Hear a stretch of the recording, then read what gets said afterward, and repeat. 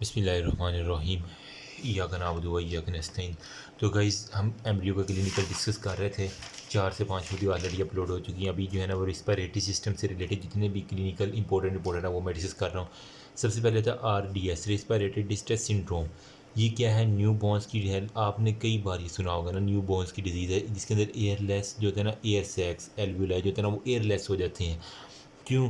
अच्छा, इसके अंदर फिर ना इसकी मेजर जो क्लिनिकल फाइंडिंग है वो है रिजिड लंग्स हैं, more than 60 breath per minute. मतलब वो बच्चा जो है ना वो 60 से ज़्यादा 1 मिनट में ना 60 से ज़्यादा ब्रेथ से अमूमन कितनी होती हैं? 17 18 या 20, 15 से 20 तक होती है मैक्सिमम। लेकिन 60 breath per minute, just imagine कि हर सेकंड के अंदर से 1 से 2 जो ब्रेथ ले रहा वो। वाइड एंड नोज, उसके फिर तेज़ तेज़ सांस लेने की वजह से उसका नाक फूला होगा, क्रैम्प्स ऑन द रिब्स और केज मसल हो गया। आपको क्रैम्पिंग जो है ना वो बकायदा सुनाई देगी उसकी, अगर चेस्ट को अगर आप एस्कल्टेट करें ना तो आपको वहाँ पे क्रैम्पिंग मसल की टूटने फूटने की, इसके अलावा गर्टनिंग ऑफ ऑन ब्रेथ आउट भी आपको फील होगी। मतलब कि गर्टनिंग का क्या मतलब है कि जब वो सांस बाहर निकालेगा तो अजीब अजीब सी ना आवाज़ें, मतलब तेज़ तेज़ सी आवाज़ इस तरह आपको सुनाई देंगी बाकायदा। अच्छा, अब इसकी मेन वजह जो है ना वो डेफिशिएंसी होता है सरफेक्टेंट का, लिपोप्रोटीन जो होता है ना सरफेक्टेंट, उसकी एब्सेंस की वजह से होता है।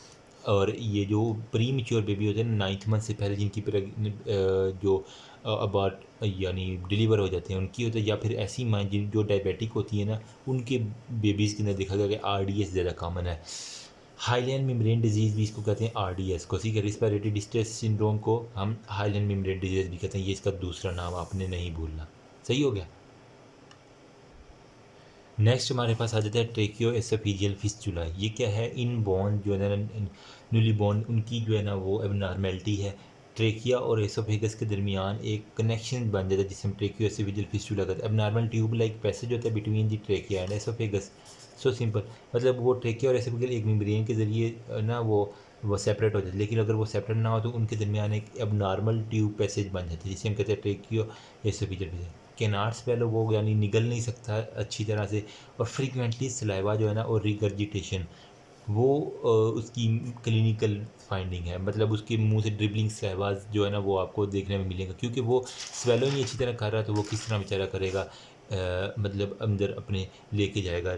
और रिगर्जिटेशन में भी ये होगा कि जो खाएगा वो बाहर उंडेल देगा, ये क्या कर देगा, एक किस्म का रिगर्जिटेशन का यही मतलब कह। अगर मैं आपको डायग्राम में दिखाऊँ ना तो ये वाली जो है ना वो डायग्राम काफ़ी अच्छी बनी हुई है। सही है, ये है हमारे पास ट्रेकिया, पीछे एसोफेगस है, तो यहाँ पे इनके दरमियान एक नॉर्मल ट्यूब लाइक बन गई जिसे हम कह रहे हैं ट्रेकियोएसोफेजियल फिस्टूला। अब यहाँ से एक तो स्वेलिंग में सारे का सारा मसला स्वेलिंग के अंदर, ठीक है, और एयर वे के अंदर भी सारे का सारा मसला आपको दिखने में मिलेगा ऐसे फीटस के अंदर। बस ये एक छोटा सा था रिस्पिरेटरी सिस्टम के साथ। अब नेक्स्ट हमारे पास है CVS, ठीक है। कार्डियोवास्कुलर सिस्टम में जो है ना वो आपने थोरैक्स अगर अच्छे से पढ़ी है तो इसके अंदर आपको कोई मसला ऐसा नहीं होने वाला। वेंट्रिकुलर सेप्टल डिफेक्ट सबसे पहले आ जाता है, मतलब वेंट्रिकल सेप्टम का डिफेक्ट होता है VSD।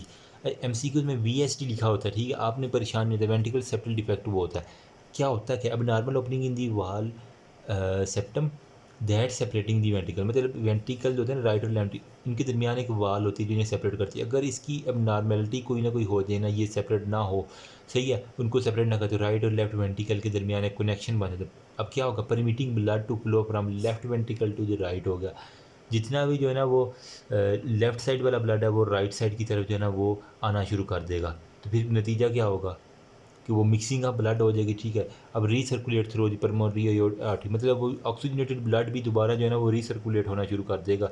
ये हमारे पास आ जाता है कि ये वेंट्रिकुलर सेप्टल डिफेक्ट की इमेज। नेक्स्ट है टेराटोलॉजी ऑफ फ्लॉर्स। ये TOF से भी इसको ज़ाहिर करती है, ठीक है। ये हमारी बात जो है ना प्रॉफ के अंदर आया था, बहुत आसान सा है, 4 आपने निमोनिक किया, इसके अंदर 4 डिफेक्ट्स आपने याद कर लेने हैं और बस मैंने भी ये इसी तरह लिखे थे।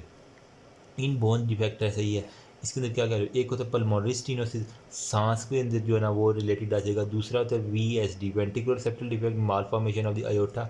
और राइट वेंट्रिकुलर जो होता है ना उसकी हाइपरट्रॉफी होती है, मतलब ये अगर हमारे पास हार्ट है ना, ठीक है, अब इसके अंदर जो होता है ना वो ये है राइट वेंट्रिकल, ये है लेफ्ट वेंट्रिकल। एक आपने राइट वेंट्रिकल की हाइपरट्रॉफी करवा देनी है। इसके अलावा जो यहाँ से पल्मोनरी स्टीनोसिस यानी पल्मोनरी जो वेसल जा रही है उनकी स्टीनोसिस तंग हो जाना है, सही है। एक ये होगा। उसके बाद वेंट्रिकल सेप्टल डिफेक्ट, मतलब दोनों के दरमियान जो सेप्टम है वो वेंट्रिकल सेप्टम, और right ventricle hypertrophic malformation of aorta, यहाँ से जो अयोटा निकल रही है ना वो माल फॉर्मेशन होगी, या वो राइट साइड से निकल जाएगी, या फिर इसकी फॉर्मेशन अच्छी नहीं होगी।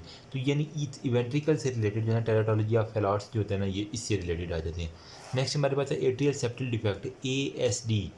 एक मिनट, अगर मैं आपको वेंट्रिकुलर सेप्टल डिफेक्ट मतलब जो वेंट्रिकल के दरमियान लेफ़्ट से राइट की तरफ आ रही है, देख रहे हैं इनके दरमियान सेप्टम में एक अब नॉर्मल सी ओपनिंग आपको नज़र आ रही है। तो ये था वेंट्रिकल पहले वाला क्लिनिकल जो था ना, मैं साथ साथ डायग्राम इसलिए दिखा रहा हूँ ताकि आपको मेमोराइज हो जाए। ठीक है, राइट से लेफ्ट साइड पे जो आ रहा है ना वो वेंट्रिकुलर सेप्टल डिफेक्ट हो जाएगा। तो गाइस होप सो आपको उसका आइडिया होगा। नेक्स्ट हमारे पास एट्रियल सेप्टल डिफेक्ट, ASD वो था, VSD ये है ASD। Abnormal opening in the wall of the two atria, दो एट्रियाज जो है ना इनके दरमियान जो वाल इनके दरमियान एबनॉर्मल ओपनिंग है। जिसके बाद पेटेंट फोरामन ओवेल जो होता है ना, यानी फोरामन ओवेल जो कहते हैं ना वो बंद हो जाता है, लेकिन वो बंद अगर ना हो तो जिसकी वजह से जो है ना ऑक्सीजनेटेड ब्लड डीऑक्सीजनेटेड के साथ मिक्स होकर साइनोसिस करवा देता है, इस वजह से हम कहते हैं पेटेंट फोरामन ओवेल। सही है। अब incomplete एडहियन between the septum primum और सेप्टम स्कैंडियम जो होता है ना, आपने जो एटियर वेंट्रिकल की पड़ी होगी ना फॉर्मेशन एम्ब्रियो के अंदर, तो उसके अंदर सेप्टम प्राइमम होता है, सेप्टम स्कैंडियम जो अंदर की तरफ आते हैं वो फिर सेप्टम स्कैंडियम में कन्वर्ट हो जाते हैं ना, वो सारी की सारी कहानी उनके अंदर सारे के सारा ना इनकम्प्लीट एडहियन होती है, जिसकी वजह से हमारे पास एक फोरामन खुला रह जाता है। अगर मैं आपको डायग्राम दिखाऊँ ना तो ये देखो यार, ये देखो सही है, ये दो एट्रियाँ इनके दरमियान जो है ना वो पेटेंट फोरामन ओवेल जो रह गया, ठीक है, जिसकी वजह से ऑक्सीजनेटेड डीऑक्सीजनेटेड आपस में मिक्स हो रहे हैं, जिसकी वजह से हमारे पास सारे का सारे वो साइनोसिस वाली कंडीशन आ रही है। नेक्स्ट है ट्राइकस्पिड एट्रेजिया, ये क्या हार्ट डिफेक्ट है। ट्राइकस्पिड वाल जो होता है ना वो किसकी साइड पे होता है, राइट साइड पे, ठीक है, एक बात ये होगी। अब हार्ट डिफेक्ट है नॉट हैविंग ट्राइकस्पिड वाल्व हो गया। एट्रेजिया में वो वाल्व है ही नहीं between the right atrium and right ventricle, मतलब ये सपोज करें हार्ट है ना, तो ये राइट साइड में जो है यहाँ पे वाल्व है ही नहीं इनके दोनों के दोनों। क्या होगा, flow of blood into the lungs, जितना भी ब्लड यहाँ पे आ रहा है वो दोबारा जो है ना वो वापस जाएगा, ठीक है, लंग्स की तरफ फ्लो ऑफ ब्लड हो जाएगा। ये हमारे पास होता है ट्राइकस्पिड एट्रेजिया, ईजी सा है। अगर मैं आपको डायग्राम दिखाऊँ ना तो इस डायग्राम में इजीली आपको सीन होगा कि यहाँ पे देखो वो कह रहा है कि एब्सेंट ट्राइकस्पिड वाल्व। सही है, राइट साइड पे वो ट्राइकस्पिड वाल्व है नहीं, लेफ्ट साइड पे तो वो आ रहा है ना बाइकस्पिड वाल्व, राइट साइड पे ट्राइकस्पिड वाल्व है ही नहीं, तो जितना भी है वो बैक फ्लो ब्लड जो आ रहा है वो बैक फ्लो ही जा रहा है, बस वो बॉडी खुद ही इसको मॉडरेट कर रही है। नेक्स्ट हमारे पास होता है अयोटोपल्मोनरी फेनेस्ट्रेशन। ये क्या होता है, अब normal opening between the ascending aorta, मतलब ये हार्ट है ना, ठीक है, तो यहाँ से असेंडिंग अयोटा यूँ जाएगी ना, सही है, और पल्मोनरी आर्टरी, पल्मोनरी आर्टरी जो है ना वो क्या लेके जाती है, डीऑक्सीजनेटेड ब्लड ना, तो यहाँ से जो पल्मोनरी आर्टरी और असेंडिंग अयोटा के दरमियान एक अब नॉर्मल कनेक्शन जिसे हम कहते हैं अयोटो पल्मोनरी फेसेंट्रेशन। अब इसमें क्या होता है, अलाउ करता है मिक्सिंग ऑफ दी ऑक्सीजनेटेड, मतलब अयोटा से ऑक्सीजनेटेड ब्लड जा रहा था ना वो डीऑक्सीजनेटेड के साथ मिक्स हो गया, वही कंडीशन है जिसकी वजह से less oxygen available to the body. So simple है, कुछ भी नहीं है इसके। अगर फिर आपने डायग्राम भी देखनी है ना तो ये एक आपको शायद आइडिया हो जाए इस डायग्राम से। देखो असेंडिंग अयोटा ये है, ये पल्मोनरी आर्टरीज ये है जिसके अंदर से डीऑक्सीजनेटेड ब्लड, इन दोनों के दरमियान वो कह रहा है यहाँ पे वाटर स्टोन जो है ना वो एक बन गया, ठीक है, जिसकी वजह से वो उनके दरमियान कनेक्शन ऑक्सीजनेटेड और डीऑक्सीजनेटेड ब्लड मिक्स हो गए हैं, कुछ भी नहीं है। पल्मोनरी स्टीनोसिस, स्टीनोसिस का मतलब है तंग होना कोई चीज़ का, तो enlargement of the right ventricle. सही है, राइट वेंट्रिकल जब इनलार्ज होगी, इंक्रीज अब normal amount of blood being pumped between the contraction. So simple है कि वो होना क्या है फिर, जब वो इनलाज होगी तो जो होती है ना पल्मोनरी आर्टरी, उससे जो लंग्स की तरफ जा रहा है ना राइट वेंट्रिकल से पल्मोनरी आर्टरीज जो निकल रही हैं उनके अंदर ब्लड की जो है ना वो ऑब्स्ट्रक्शन हो जाएगी सारी की सारी, इसे हम कहते हैं पल्मोनरी स्टीनोसिस। सो सिंपल, मतलब कि ये हार्ट है ना तो राइट वेंट्रिकल जो है ना वो यहाँ से निकाल रही है अपनी पल्मोनरी आर्टरी, इसकी जो है ना वो ऑब्स्ट्रक्शन, क्योंकि ये ज़्यादा इनलाज हो गई, ये ऊपर उसके प्रेशर जनरेट करेगा जिसकी वजह से स्टीनोसिस हो जाएगी।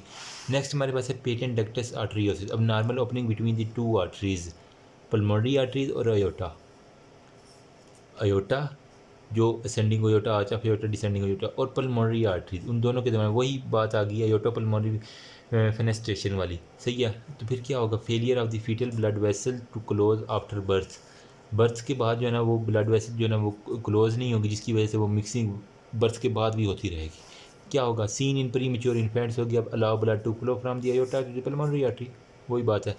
Transposition of the great arteries, TGA अक्सर लिखा होता है MCQs के अंदर। इसका transposition of great arteries, two blood vessels aorta and pulmonary arteries जो है ना, ठीक है, आर स्विच्ड।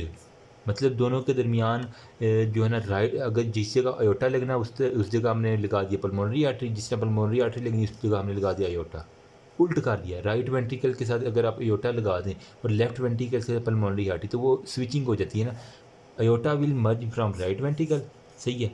ये है ना, सपोज करें हार्ट है, इस तरह होता नहीं है, मैं समझाने के लिए कर रहा हूँ, सही। ये ना हो आप वैसे ही बना के आ जाए, ठीक है। ये हमारे पास है लेफ्ट वेंट्रिकल, ये हमारे पास राइट वेंट्रिकल से हम नॉर्मली जो पल्मोनरी आर्टरी, लेकिन अगर मैं यहाँ से अयोटा निकाल दूँ और यहाँ से मैं पल्मोनरी आर्टरी निकाल दूँ, ये स्विचिंग हो गई ना, इसे हम कहते हैं ट्रांसपोजिशन, कुछ भी नहीं है।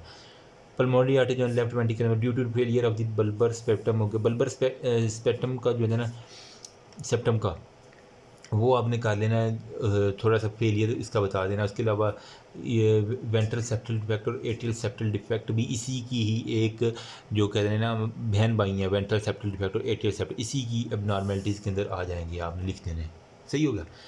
नेक्स्ट हमारे पास आ रहा है डेक्सोकार्डिया। मतलब डेक्सो का क्या मतलब है, उल्ट होता है, कार्डिया का मतलब है दिल। Location of the heart on the right side, left side की बजाय हमें राइट साइड पे उसकी जनाब बीटिंग फील हो रही होगी, इसके हम कहते हैं dextrocardia. Coarctation of the aorta क्या है, congenital narrowing of the aorta. Aorta जो होता है ना, उसकी नैरोइंग, तंग हो जाना, जिसकी वजह से immediate beyond the origin of the left subclavian artery, जहाँ से हमारे पास ये है ना ascending aorta, arch of aorta, ठीक है, डिसेंडिंग, यहाँ से फिर जाती है जनाब लेफ्ट सब क्लेवन आर्टरी, ऐसी है, सही। अब लेफ्ट सब क्लेवन आर्टरी की जगह पर जाके ना जनाब हमारे पास यहाँ से यूँ जाके लेफ्ट सब क्लेवन आर्टरी, यहाँ पे करके जो है ना इसकी कोआक्टेशन होगी, सब क्लेवन, इसी में कहते हैं कोआक्टेशन ऑफ अयोटा। मतलब वहाँ पे कुछ ना कुछ कंप्रेशन की वजह से हमारे पास, अगर मैं आपको डायग्राम दिखाऊं ना, तो ये वाली बड़ी अच्छी चीज़ें देखो, यहाँ से लेफ्ट सब क्लेवन आर्टरी ना, इसके बिल्कुल बिहाइंड से लेफ्ट सब क्लेवन आर्टरी, यहाँ पे देखो कोआक्टेशन, मतलब इंडेक्शन या कोआक्टेशन, अंदर की तरफ धंसी हुई अयोटा आपको नज़र आ रही है, तो यही वो बात कर रहा है कोआक्टेशन ऑफ अयोटा की। नेक्स्ट है हमारे पास पेरिजिस्टेंस ट्रंकस आर्टरियोसिस। ये क्या है, one large vessel leave the heart, receive blood from both right and left ventricle. जिस तरह होता है ना, मतलब दोनों दो पीछे से दो नालियाँ आ रही हैं, आगे से एक नाली बन गई है, सही है। मतलब नहरें मिलके जो ना वो समंदर बन गई, यही बात है कि राइट और लेफ्ट वेंट्रिकल से जो ना दो वेसल निकल रही, लेकिन यहाँ पे एक ही जो है ना वो अकेली बेचारी निकल रही है। रिसीव कर रही है ब्लड फ्राम बोथ राइट और लेफ्ट वेंट्रिकल, राइट वेंट्रिकल से भी और लेफ्ट वेंट्रिकल से भी एक ही चीज़ जो है ना वो रिसीव कर रही है ब्लड को। जिस तरह ब्लैडर होता है ना, ठीक है, वैसे ही वो कर लें आप। यू पीछे दो यूरिटर आ रहे हैं, एक आगे से फिर वो ब्लैडर के अंदर ओपन हो रही है, फिर यूरिथ्रा, सेम वैसे ही यहाँ पे दिल के अंदर हो रहा है कि पीछे से दो वेंट्रिकल थी, आगे से उनका एक रास्ता बन गया। अब नॉर्मल न्यूरल क्रस्ट सेल की वजह से हो जाता है माइग्रेशन, उनकी अब नॉर्मली हो जाती है, जिसकी वजह से वो आपस में मर्ज रह जाती हैं, result in only partial development of the AP septum. मतलब जो अयोटा और पल्मोनरी आर्टरी के दरमियान एक सेप्टम था ना, ठीक है, उसकी वो पार्शियल डेवलपमेंट हुई है, कंप्लीट डेवलप नहीं हुआ, जिसकी वजह से वो आपस में दोनों मर्ज रहेगी। अगर मैं आपको ये डायग्राम आपको बड़ी अच्छी नज़र आ रही होगी, सही है। यहाँ पे उनकी ये देखो, यूँ हकीकत में तो यूँ होता है ना कि सेप्टम जो होता है ना वो साइडों से निकल जाता है, लेकिन अगर वो इनकम्प्लीट या पार्शियल इसकी सेपरेशन हो ना, तो वो आपस में मिल के एक ही वेसल बना देंगे, जिसे हम कहेंगे, ये है हमारे पास पेरिजिस्टेंस ट्रंकस आर्टरियोसिस, और कुछ भी नहीं है। Atrio ventricular canal defect, AVC, अगर MCQ में आ जाए तो आपने कंफ्यूज नहीं होना, AVC atrio ventricular canal. Heart defect है, 3 कंपोनेंट होता है, primum atrial septal defect, inlet ventricular septal defect और valve connecting the atrial chamber. कुछ भी नहीं है, 3 डिफेक्ट आपने एट्रियो वेंट्रिकुलर केनाल के लिख देने हैं। प्राइमम जो होता है ना वो एट्रियल सेप्टल डिफेक्ट, ASD, जो दो एट्रिया के दरमियान सेप्टम था उसकी एक बता देनी है, दोनों वेंट्रिकल के दरमियान जो थे सेप्टम उसका एक बता देना है, और जो उनके दरमियान वाल्व है ना, ट्राइकस्पिड और बाइकस्पिड वाल्व, उनका आपने बता देना है बस। अब एट्रियल सेप्टम में क्या होगा, hole communicating between the 2 atrial chamber, दो एट्रियल चैम्बर के दरमियान जो है ना एक होल है, जिसे हम पेटेंट डक्टस आर्टरियोसिस कह रहे थे ना, वही वाला। अब इनके दरमियान क्या है, वेंट्रल सेप्टल के दोनों वेंट्रिकल के दरमियान जो है ना वो होल आपको नज़र आएगा। अब वाल्व के लिए जो है ना वेंट्रिकल चैम्बर से जो है ना वो लेन होते हैं, ट्राइकस्पिड और बाइकस्पिड वाल्व, उनकी टूट फूट वाल्व की हो जानी, जिसकी वजह से हमारे पास जो डिफेक्ट है उसके उनके एट्रिया का भी डिफेक्ट है, वेंटिकल का डिफेक्ट है, और उनके दौरान किनाल है यानी वाल्व से रिलेटेड भी कुछ ना कुछ हमारे पास डिफेक्ट आ रहे हैं। तो गाइस ये था थोड़ा सा जो है ना वो ओवरव्यू CVS से रिलेटेड क्लिनिकल। नेक्स्ट हम डिस्कस कर देंगे हेड एंड नेक के, ठीक है, और ईयर के, और छोटे छोटे जो है ना वो डिस्कस करके हमारा ये क्लिनिकल कंप्लीट हो गए। Thank you so much. अगर यहाँ तक किसी को कोई मसला तो पूछे, बाकी नेक्स्ट वीडियो में।